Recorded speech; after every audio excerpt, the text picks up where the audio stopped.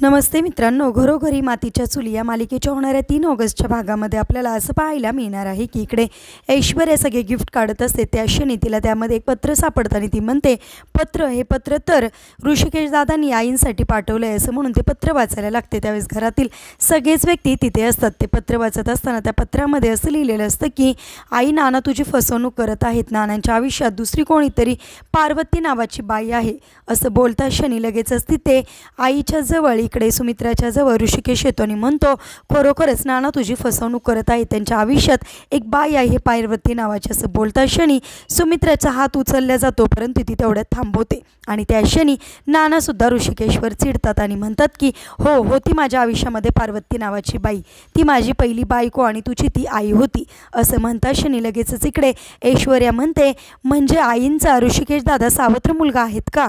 हे सगळं काही ऐकता क्षणी सगळ्यांनाच धक्का बसतो. तर जानकी आणि ऋषिकेशच्या डोळ्यामध्ये मात्र अश्रू पाहायला मिळतात. आता पुढे मालिकेमध्ये काय ट्विस्ट येणार, नक्की आता ऋषिकेश काय डिसिजन घेणार आहे पाहणेसुद्धा इंटरेस्टिंग ठरणार.